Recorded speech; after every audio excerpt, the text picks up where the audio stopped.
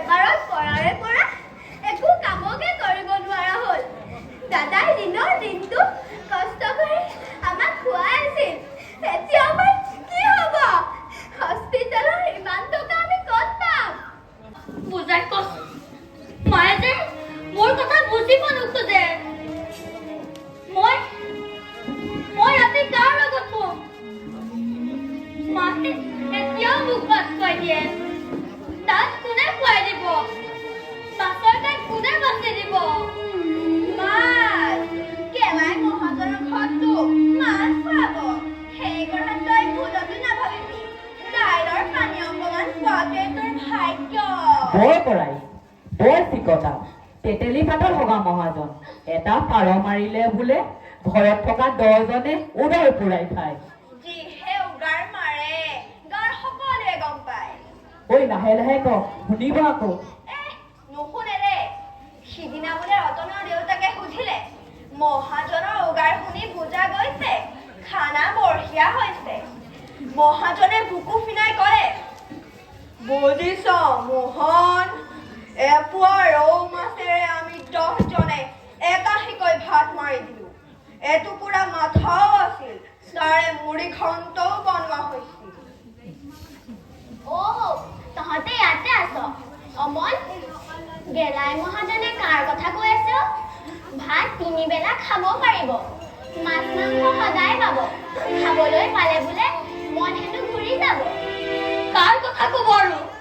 মোৰ কথা কৈছে। দেউতাৰ বেমাৰটো টকা দে পা খুদে বোলে এতিয়া 500 টকা হ'ল। সেই টকা ধাৰ মাৰিবলৈ মই বোলে কাম কৰি দিব লাগে।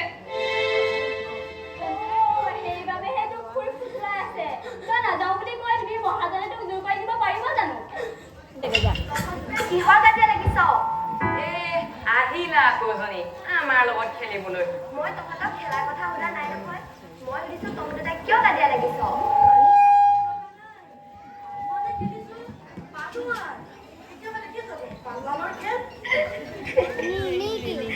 তহঁতে পালোৱান খেলিছ?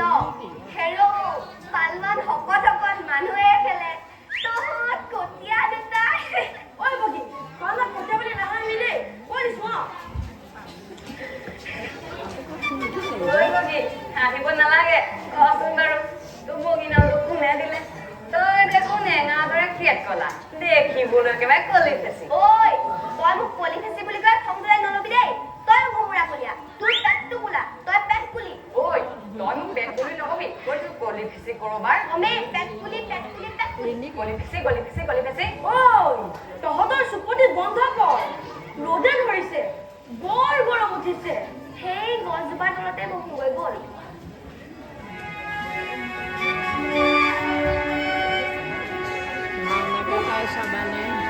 এতিয়াহে ভাল লাগি গৈছে ঐ এইডালক যেন মাতিবই নাপায় তইতো লিপচিনে মাতিলেও হ'ব ববী তই যে সেইদিনা চিঞৰি চিঞৰি গান এটা গাই আছিলি বৰ ধুনীয়া হৈছিল তোক কোনে শিকালে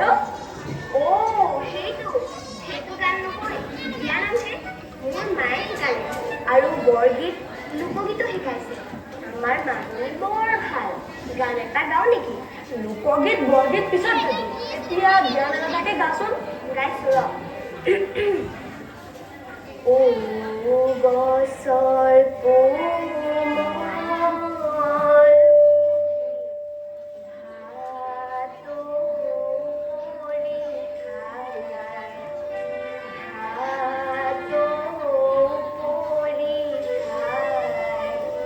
দেউতাই পোহা মইনা চৰাই ভজা ভাঙি যায় বৰ দুখ পাইছোঁ মূৰডাল নাভাঙিবা পাত নিচিঙিবা তোমালোকে নাকেৰে উশাহ লোৱা মই পাতেৰে উশাহ লওঁ আৰু নিশাহত অক্সিজেন গেছ এৰি দি তোমালোকক জীয়াই ৰাখিছোঁ এই প্ৰখৰ ৰ'দৰ তাপত মই তোমালোকক চাহ দি ৰাখিছোঁ আৰু মোৰ চাই তোমালোক বহি আছা ঐ নৰেন গছৰ বৰ ফুটনি কথা শুনিছ গছেহে বোলে আমাক জীয়াই ৰাখিছে ব'ল গছৰ তলত নবহো নেখেলো তাত খেলিম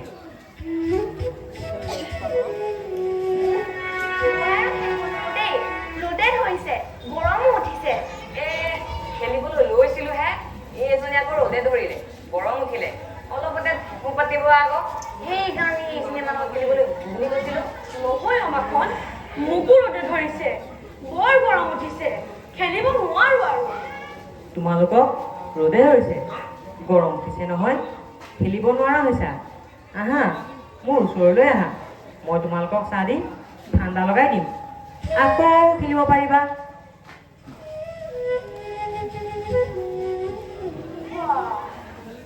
এতিয়াহে ভাল লাগি গৈছে পাই ঐ নাখন নৰেন ধৰ আমি বিহুকে নাচো বৰ বঢ়িয়া হ'ব নৰেন ধৰ ধৰ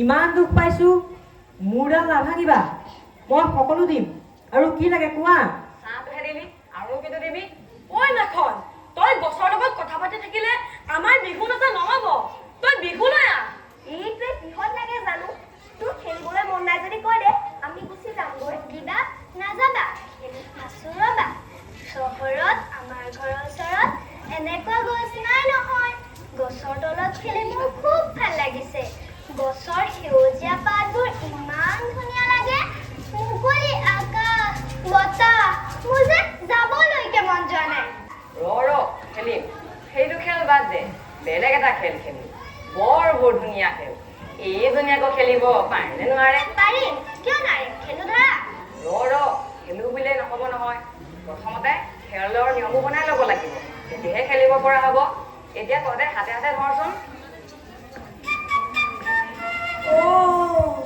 বুজিলো এইটো খেল মই নেখেলো মজা নালাগে এইটো খেল তেতিয়াহ'লে তহঁতে কি খেল খেল মই নেখেলো মই সেই গছ বা ডালত বহি তহঁতৰ খেল চাই থাকিম আহা আহা মোৰ ডালতে বহি চাই থাকা মই তোমাক লৈ থাকিম এইটোৱে বৰ দিগদাৰি দিয়ে পাই একেবাৰেই নুবুজে খেলোৱা বোলো তোৰ খেলটোকে খেলি কিবা খেলো ধৰা না খেল হয় এইটোলে দেখিছেনে নাই কি কৰি আছে ঐ বাখন শ্ৰেণীত চাই কোৱা নাছিল জানো সময়ৰ ওপৰত অধিক গুৰুত্ব দিবলৈ সময় ৰৈ নাথাকে সময় পাখি লগা কাৰৰ নিচিনা এবাৰ ওলাই গ'লে কোনেও ধৰি ৰাখিব সেয়েহে সময়ক অপচয় কৰিব নালাগে এতিয়া ওলোটা উভতা কৰি থাকোঁতে বহুত সময় গধূলিয়ে হ'ব এতিয়া খেলিবি কেতিয়া তই ঠিকেই কৈছ আমাৰ কিতাপতো আছে সময়ত মাৰিব নোৱাৰিলে সৰপুকুৰ মাংস খাবলৈ নাপায় তাৰমানে সময়ত নেখেলিলে বেলি গৈ সন্ধিয়া লাগিব আমাৰ খেলা নহ'ব তই এইটোকে বুজাইছ নহয় তই দেখোন বুজি পাইছই তথাপিও তাই তাৰ ফলি আহে আমি ল'ৰাবোৰ ল'ৰা পলীয়া হ'মেই চলি পলীয়া কি লৈ হ'ম সেইকাৰণেতো তহঁতৰ লগত খেলিব নাপায় বগীবা ৰৈ আছা কিয় খেলা না ৰাম লক্ষ্মণ সীতা নেখেলো বেলেগ এটা খেল খেলে অথনিয়ে খেল এটা খেলিম বুলি পাহৰি গৈছিলো নহয় এতিয়া মনত পৰিছে সেইটোকে খেলো ধৰ মাখন তোৰ এবাৰ মনত পৰিব এবাৰ পাহৰিবি এনেকৈ সময়বোৰ যাবগৈ তই একো খেল নেখেল মই তোৰ কথা জানো নহয় তই তেনেকৈ নকবি মোৰ মনত পৰিছে কাৰণেহে কৈছো কি খেল খেলিবি কৈ দে তেনেহ'লে ৰৈ নমস্তা ক'লে কৈ দে কি খেল খেলিবি ছাৰে যে শিকাইছিলে চিগা মেকুৰী সেইটো খেল তাতেনো কৈ দিয়া নাই কেলে মোৰ মনত আছে নহয় তো আমাৰো মনত আছে বৰ বঢ়িয়া খেল খেলো ধৰ ঘৰলৈ যাবই হ'ব এতিয়া বগীবা ময়ো খেলিম আহ হাতে হাতে ধৰ আৰু তহঁত দুটা চিকা মেকুৰী হ আমি গীত গাম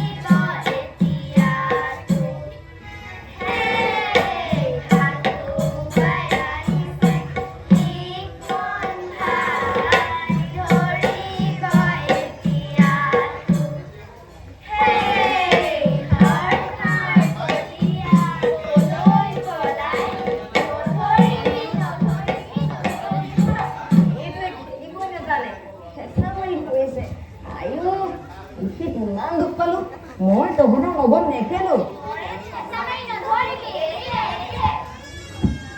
তোমালোক ঘৰলৈ যাবই চৰাই বাহলৈ আহি সন্ধিয়া হ'বৰে হ'ল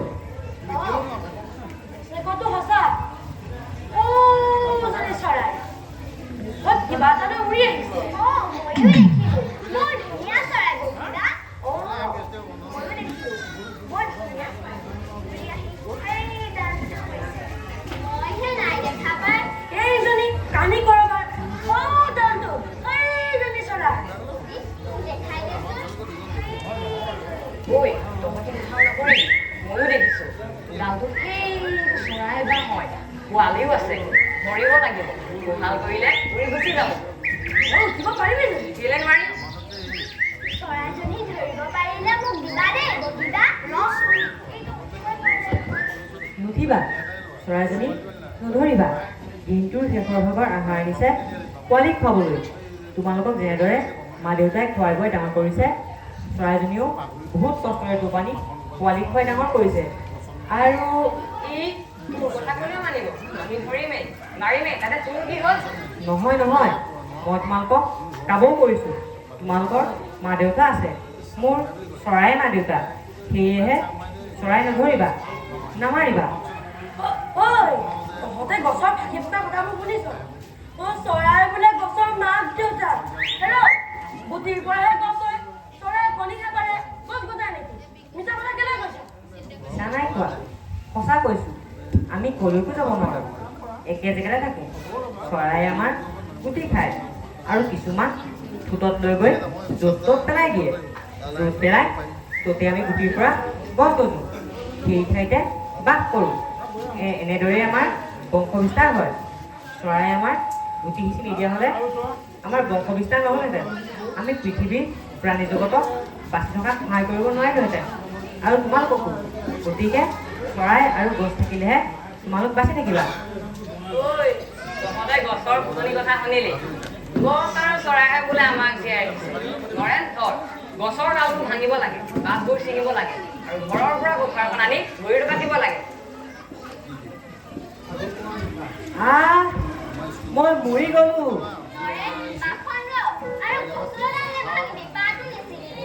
ঐ তোৰ আকৌ গছৰ প্ৰতি ইমান দৰ কেলৈ হ'ল? আজি ছাৰে টিউচনত গছ আৰু চৰাই বিষয়ে কৈছিল। কি কৈছিলে? আমাক দেখোন কোৱা নাই। কি কৈছিলে কচোন? ছাৰে কৈছিলে গছ-গছনিয়ে আমাৰ পৃথিৱীখনক সেউজীয়া কবল এখনৰ দৰে ঢাকি ৰাখিছে। নহ'লে পৃথিৱীখন ৰ'দৰ তাপত গৰম হৈ মৰুভূমি হ'লহেঁতেন। মৰুভূমিত জীৱ-জন্তু, চৰাই-চিৰিকটি আৰু আমিও বাচি থাকিব নোৱাৰিলোহেঁতেন। তাৰোপৰি আমি উশাহত লোৱা অক্সিজেন গেছ গছে নিশাহত এৰি দি আমাক সহায় কৰিছে। আৰু আমি নিশাহত এৰি দিয়া বিষাক্ত কাৰ্বন ডাই অক্সাইড গেছ গছে উশাহত লৈ বায়ুমণ্ডল বিশুদ্ধ কৰিছে। আকৌ গছৰ ডালপাত গছি মাটি সাৰুৱা আৰু জীপাল কৰি উৰ্বৰা শক্তিৰ বঢ়োৱাৰ বাবে খেতিয়কে খেতি কৰি আমাৰ আহাৰ যোগান ধৰিছে। আৰু চৰাই-চিৰিকটি, গড়, হাতী আদি প্ৰাণীবোৰকো গছে খাদ্য আৰু বাসস্থানত সহায় কৰিছে। চৰাই নহ'লে গছৰ বংশবৃদ্ধি নহয় আৰু গছ নাথাকিলে চৰাই ক'ত বাহ সাজি পোৱালি উলিয়াব? গতিকে মানুহ, জীৱ-জন্তু, চৰাই, গছৰ লগত ওতঃপ্ৰোত সম্বন্ধ আছে। সেয়েহে চৰাই মৰা আৰু গছ-গছনি কাটি ধ্বংস কৰাটো বৰ ডাঙৰ অপৰাধ। তাতোতকৈ ছাৰে আমাক একোটাকৈ গছ পুলি ৰুবলৈ কৈছে। এটা গছ পুলি বহুতা পুত্ৰ সমান বুলি কৈছে। মই এইটোহে বুজি পাইছোঁ গোলাপী, ছাৰেতো সঁচা কথাই কৈছে। মই আজিৰ পৰা গছ-গছনি ডাল নাভাঙো, নাকাটো আৰু চৰাইও নামাৰোঁ। ময়ো শুনিছো, গছ নাকাটো, চৰাইও নামাৰো। আমাৰ স্কুলত প্ৰথমে আমি গছ পুলি ৰুওঁ। নৰেন, তহঁতে গছ পুলি বিচাৰি আনিবি। আমি গছ পুলি আনি দিম। আমি সকলোৱে গছ পুলি ৰুওঁ।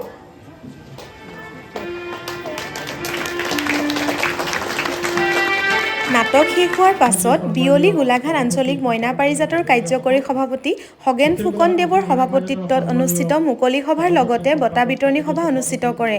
এই সভাত উপস্থিত আছিল মইনা সৌৰভ দুগ্ধদত্তদেৱ, মইনাৰ শিৰোমণি স্বৰূপে চিহ্নিত ৰামকৃষ্ণ ৰয়দেৱ, সদৌ অসম মইনা পাৰিজাতৰ সম্পাদক বীৰেন কলিতা দেৱৰ লগতে আৰু বহুতো গণ্যমান্য ব্যক্তি। আৰু সদৌ শেষত সকলো আশাৰে ৰৈ থকা সময়কণ আহি পালেহি। সঁচাকৈ সকলো মইনাৰে অভিনয় মানিবলগীয়া, যেন ইটোতকৈ সিটো একোপ চৰাহে। সকলোৰে সুন্দৰ অভিনয়। আজিৰ এই দিনটোত মোৰো মইনা পাৰিজাতত থকাৰ দিনকেইটালৈ মনত পেলাই দিলে। আহকচোন আমি সকলোৱে বিচাৰকৰ তালিকাখন একেলগে শুনো। বিচাৰকে দিয়া তালিকাখন আমি তলৰ পৰা যাওঁ। বিচাৰকৰ বিশেষ বঁটা, কাৰণ বিচাৰকে কৈছে প্ৰায় শিশুৱে সুন্দৰ অভিনয় কৰিছে। আপোনালোকে যিকেইটা পুৰস্কাৰ দিবলৈ কৈছে তাত সীমাবদ্ধ থাকিবলৈ অসুবিধা হৈছে। সেইকাৰণে বিচাৰকৰ বিশেষ বঁটা বুলি এটা বঁটা আমাক দাবী কৰিলে, আমিও সেয়া অনুমতি প্ৰদান কৰিলোঁ। এই বিচাৰকৰ বিশেষ বঁটা লাভ কৰিবলৈ সক্ষম হৈছে দুখন নাটকৰ দুজন শিশু শিল্পীয়ে। এজন হৈছে কণমানেশ্বৰা মইনা পাৰিজাতৰ হীৰকজ্যোতি দাস,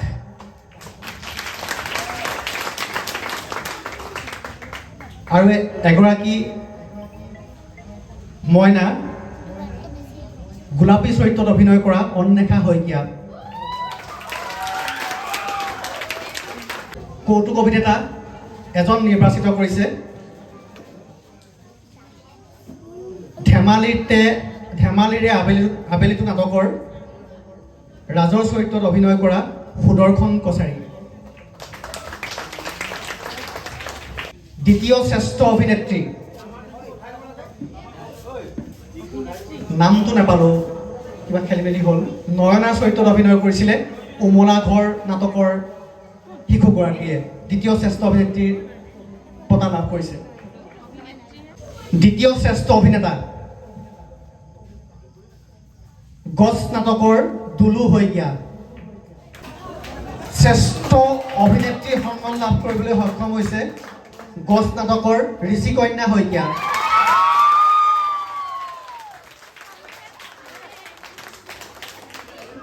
সভাপতি সেইকাৰণে ভাষণটো কমাই দিবলৈ কৈছে। ভাষণ দিয়া হ'লে ইমান হাত চাপৰি নবজায়।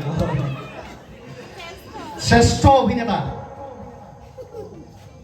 কাক দিয়া হয়? শ্ৰেষ্ঠ অভিনেতাৰ সন্মান লাভ কৰিছে আমাৰে মইনা হ'বই নাটকৰ অভিজিত শইকীয়াই।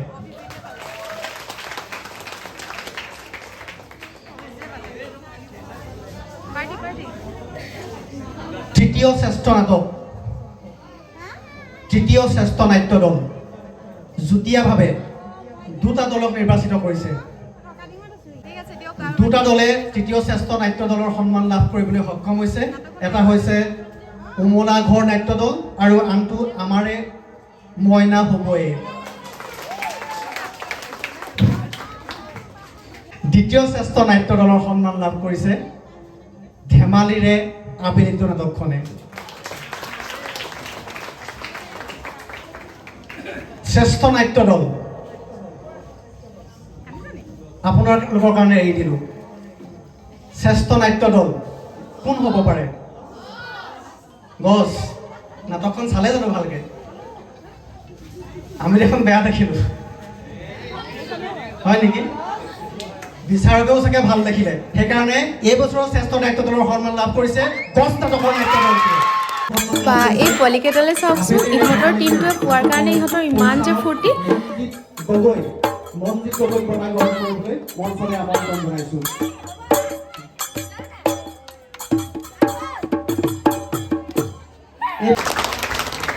সভাপতি নিজৰে শাখা। এইবাৰ আমি বঁটা প্ৰদান কৰিবলৈ উমলা ঘৰ এই বঁটা প্ৰদান কৰিব আমাৰ দুগ্ধদত্ত দেৱে।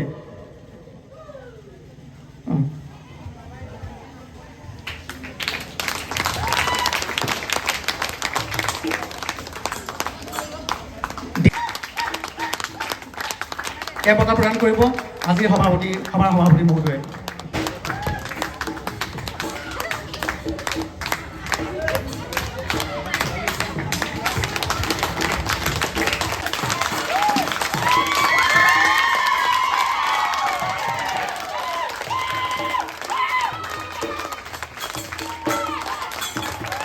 আৰু এইফালে আমাৰ ছোৱালীজনীয়ে শ্ৰেষ্ঠ অভিনেত্ৰীৰ সন্মান পাবলৈ সক্ষম হ'ল।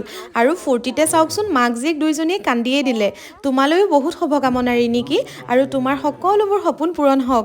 আজিলৈ বাই বাই। নেক্সট আকৌ লগ পাইছোঁ অন্য এটা মিনি ব্লগ লৈ। তেতিয়ালৈকে চাই থাকিব।